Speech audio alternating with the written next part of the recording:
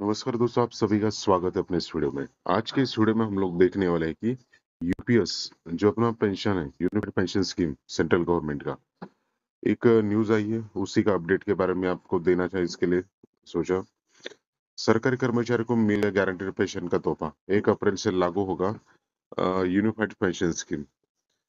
UPS मतलब unified pension scheme 1 अप्रैल 25 से लागू होगी, जिससे 23 लाख सरकारी कर्मचारी को एश्योर्ड पेंशन का लाभ होगा। और यह स्कीम रिटायरमेंट से पहले 12 महीने का एवरेज बेसिक पे जो रहेगा उसका 50% गारंटेड पेंशन रहेगी। इस प्रकार से कुछ बताया गया।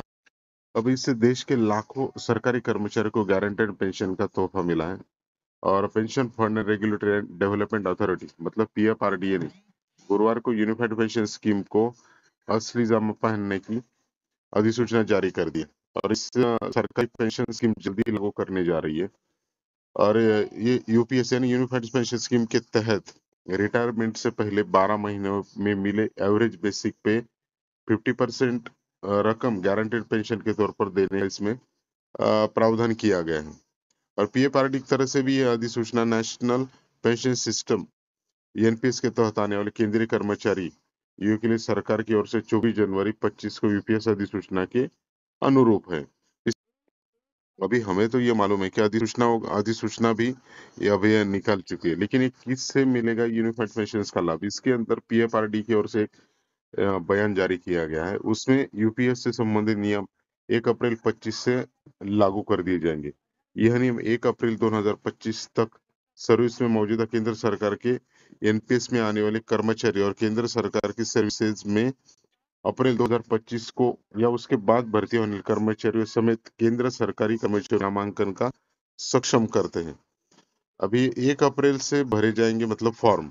अभी पीएफआरडी में बयान में कहा गया है कि केंद्र सरकार के कर्मचारियों को इन सभी कैटेगरी के लिए नॉमिनेशन और क्लेम फॉर्म 1 अप्रैल 25 से प्रोटीन सीआरए की वेबसाइट पर ऑनलाइन उपलब्ध होंगे। और एक कर्मचारियों को फॉर्म फिजिकली जमा करने का भी ऑप्शन दिया गया है।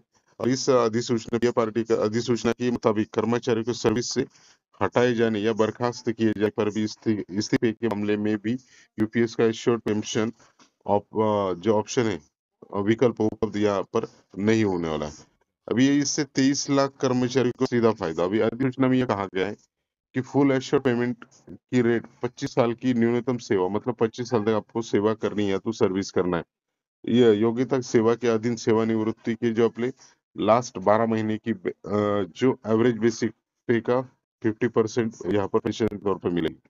अभी अधिसूचना से 23 लाख सरकारी कर्मचारियों को यूपीएस और एनपीएस के बीच चयन करने का ऑप्शन मिलेगा।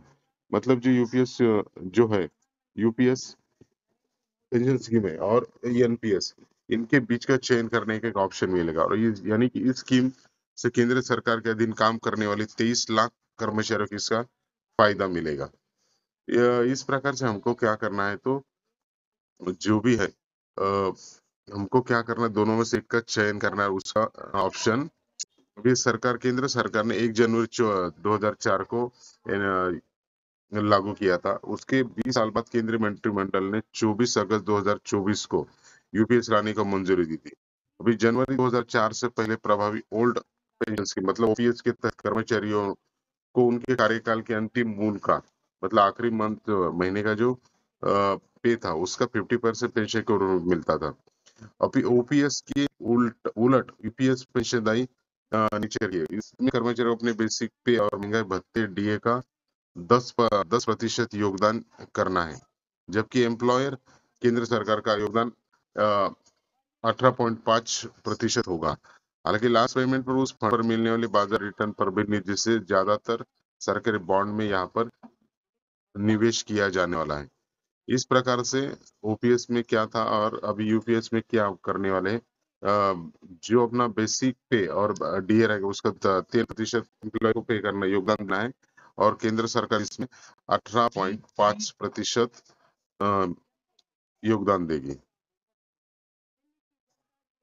इस प्रकार से इस वीडियो में हमने दोस्तों देखा कि पेंशन स्कीम में 1 अप्रैल 25 से लागू होना है। उसमें से यूपीएस और एनपीएस में से हमको ऑप्शन चूज करना है। और इस बारे में ये जो नई वाली एक न्यूज थी, उसी बारे में हमने इस वीडियो में जानकारी दी। दोस्तों वीडियो पसंद आए तो लाइक शेयर और सब्सक्राइब करना ना भूलें। धन्यवाद।